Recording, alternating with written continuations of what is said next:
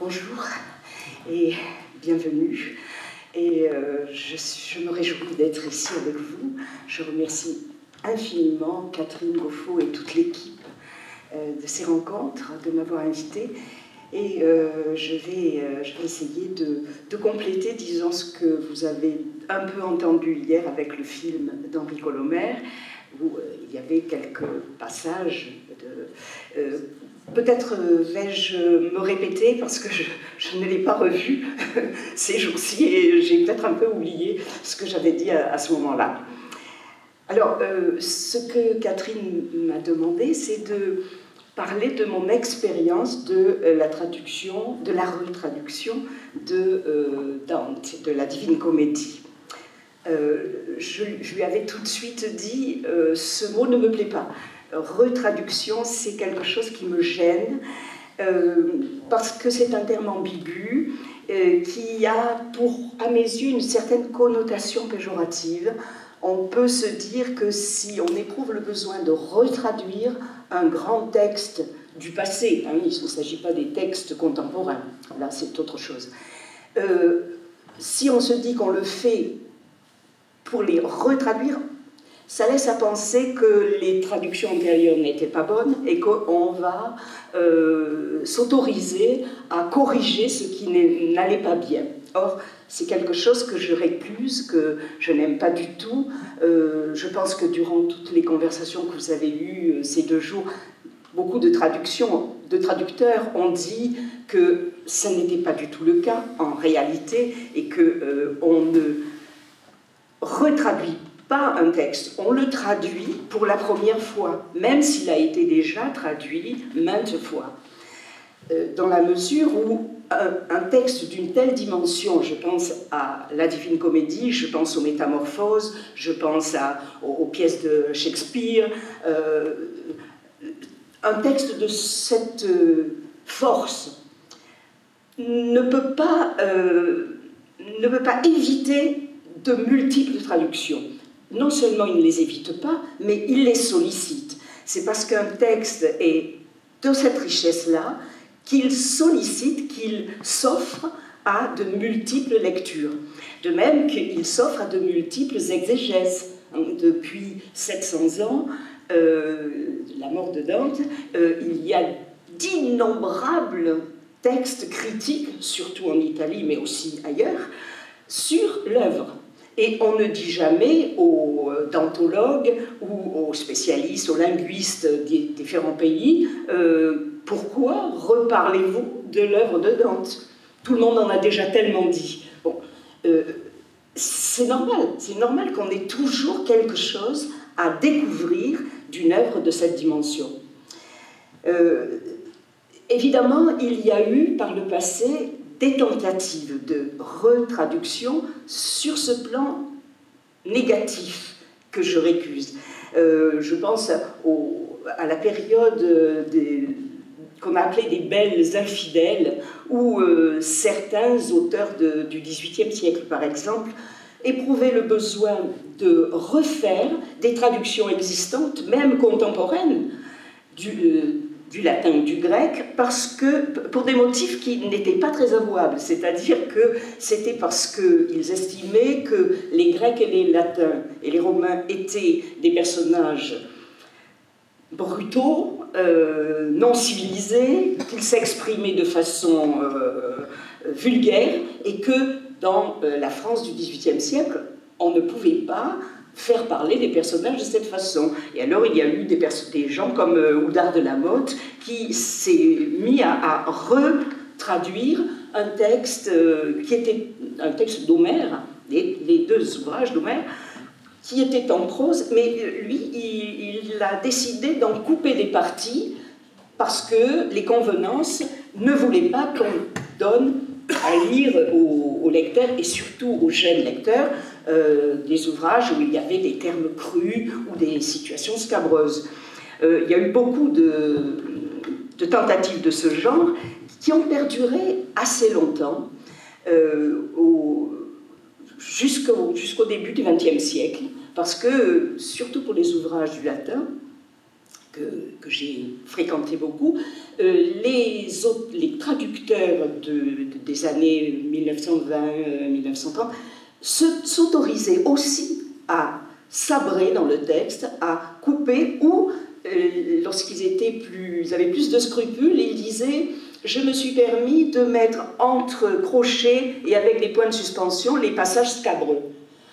Bon, ce qui évidemment était destiné aux étudiants, aux écoliers, qui ne manquaient pas d'aller chercher justement les passages manquants et de se les faire traduire par quelqu'un d'autre. Donc il y a eu toutes ces tentatives et malheureusement on a retrouvé ça récemment de la part d'un éditeur danois, je crois, qui est d'accord avec sa traductrice, a proposé une retraduction de Dante, de la comédie, en supprimant le passage où Dante présente Mahomet d'une façon qu'il appelle Mahomet, Mohamed, qu'il présente d'une manière que l'éditeur et la traductrice ont jugée assez infamante pour les musulmans d'aujourd'hui. Bon, les musulmans eux-mêmes s'en moquent, rient de ça, parce qu'ils savent très bien que ce que Dante a pu écrire au XIVe siècle, ce n'était pas de l'anti-islamisme. Bien sûr, il reproche à Mahomet d'avoir créé un schisme dans l'Église catholique, et en tant que catholique, il le met en enfer. Mais enfin, il faut situer les choses dans leur contexte, et on ne peut pas, sous prétexte d'être très ouvert à toutes les cultures, sabrer une partie d'un texte qui a commis cette faute, si on peut dire. Donc tout ça me fait dire que moi, lorsqu'on me demande, et c'est très fréquent, on me dit pourquoi avez-vous l'idée de retraduire la Divine Comédie? Il y en a déjà tellement. Pourquoi? À quoi ça sert? Les jeunes me disent, à quoi ça sert? Puisqu'on a déjà des textes en français, on n'a qu'à lire ce qui existe. Alors c'est là qu'intervient toute la nécessité de la pédagogie pour expliquer qu'il n'existe pas une seule traduction possible d'un texte de ce type, et que, au contraire, plus on peut avoir de visions différentes, d'appréciations différentes et d'inventivité différente par rapport au texte, mieux ça vaut. Mieux ça vaut pour le texte original et mieux ça vaut pour les lecteurs de chaque époque. Donc, pour moi, pour ce qui me concerne, je n'ai jamais eu l'idée de traduire la Divine Comédie en me référant aux traductions existantes et en me disant qu'elle n'était pas valable ou qu'elle me laissait sur ma faim. Je n'avais pas ce sentiment. J'en ai pratiqué pas mal avant de la traduire moi-même. Je ne pensais même pas qu'un jour j'oserais m'attaquer à Dante. Je ne l'ai pas pensé pendant très longtemps, et il se trouve que des circonstances différentes m'y ont conduite, mais presque malgré moi. Il y a eu d'abord la proposition d'un ami éditeur qui s'appelle Benoît Laudier, qui dirige les éditions Vagabondes, qui m'a proposé de traduire Guido Cavalcanti, le primo amico de Dante. Donc, évidemment, même époque, poète qui est moins connu que Dante. En France, il est beaucoup moins connu, en Italie, il l'est plus. Et j'ai été assez titillée par cette proposition. Je ne connaissais pas Cavalcanti parfaitement. J'en avais lu des passages, des extraits, des poèmes, mais je me suis dit, tiens, c'est l'occasion de m'y plonger vraiment. Et là, j'ai été absolument subjuguée par un poète d'une puissance lyrique et d'une virtuosité formelle extraordinaire, sans que ça devienne quelque chose de mécanique, hein. Mais avec les trois types de poèmes qui étaient à la disposition de Cavalcanti à l'époque, le sonnet, la ballade et la chanson, il joue avec de multiples façons d'agencer les rimes, tout ce qui est possible de faire avec finalement quelque chose de très simple et un sujet qui est pratiquement toujours le même, et qui est l'amour. En directe filiation des poèmes, des poètes fidèles d'amour, de l'amour courtois.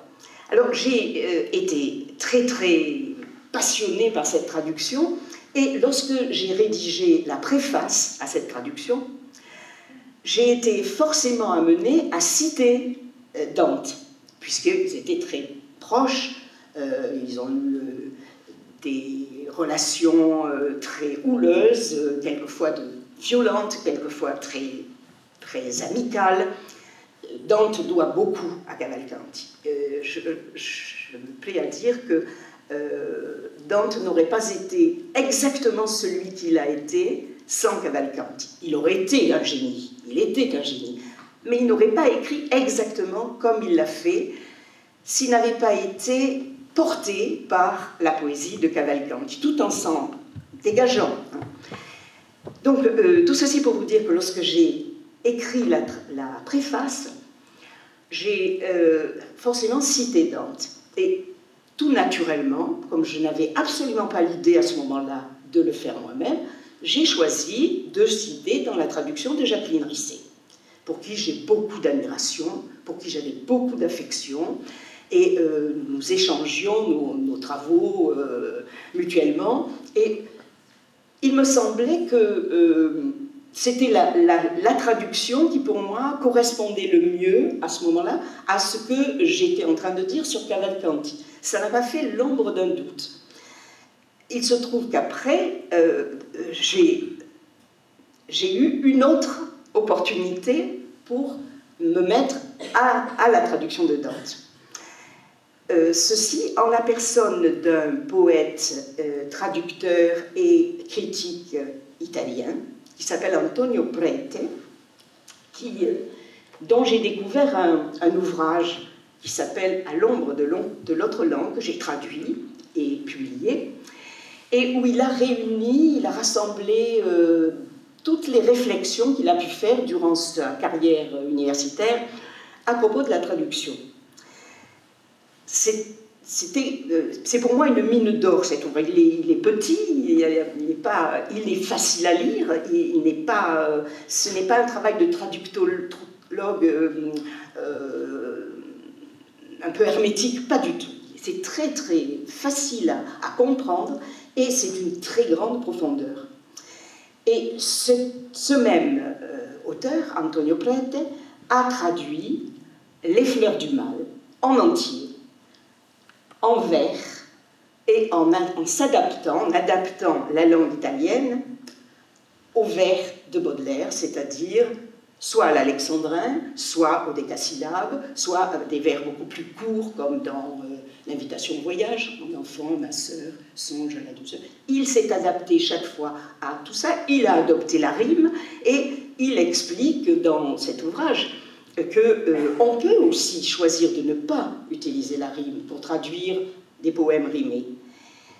Il l'admet mieux que moi je ne l'admets pas beaucoup, mais lui est tout à fait tolérant avec ça. Mais il dit que pour Baudelaire, ça s'est imposé à lui. Il ne pouvait pas imaginer traduire les poèmes de Baudelaire sans se soucier du rythme, de l'andamento du vers, des rimes, puisque c'est une poésie qui est fondée sur la rime. Bon.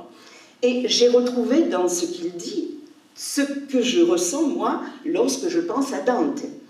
Je ne peux pas imaginer personnellement traduire cette œuvre, cette Divine Comédie, sans me préoccuper et sans prendre à bras le corps la rime, le vers, l'endecasillabo, pour lequel il fallait que je trouve un modus vivendi. Et donc, nous nous sommes retrouvés là-dessus. Et donc, un jour, nous nous sommes retrouvés ensemble, nous avons été invités à la Tour de Babel, à Paris, pour présenter, moi, l'œuvre de Cavalcanti, et lui, Les Fleurs du Mal. et on a échangé sur cette réflexion sur la traduction. Il a lu des extraits des Fleurs du Mal, où j'ai lu ses traductions des Fleurs du Mal, il a lu mes traductions de Cavalcanti, et on a parlé pendant un bon moment. Et à la fin de la rencontre, beaucoup de personnes franco-italiennes, dont un couple franco-italien, sont venus me dire ça, mais ça, c'est une découverte. On pensait que ce n'était pas possible de traduire de cette façon, de traduire en s'adaptant, en entrant dans le vers, dans la langue étrangère. Et moi, je leur ai dit, un peu étourdiment, bien sûr, et moi, j'en suis tellement convaincue, du bien fondé de ça, que s'il me venait à l'idée saugrenue de m'atteler à l'œuvre de Dante, je ne pourrais pas faire autrement que de m'adapter à la tiercerie. J'ai vraiment dit ça sincèrement si j'avais l'idée saugrenue, parce que pour moi, ce n'était pas possible. J'étais restée sur l'idée de Jacqueline Risset qui disait qu'on ne pouvait pas le faire et que si on le faisait, on tordait la langue française. Donc, je leur dis ça et ils me disent « mais il faut le faire ». Mais nous, les Italiens, nous attendons ça. Nous aimons que les Français nous traduisent notre Dante. Nous avons envie de le lire de cette façon. Et ça a été le déclic. Donc, à partir de là, je me suis dit, je vais peut-être essayer. Alors, j'ai commencé, j'ai pris le chant 3 de l'Enfer. Je n'ai pas osé commencer par le 1, je ne sais pas pourquoi, mais j'ai pris le 3. Et j'ai commencé à le traduire.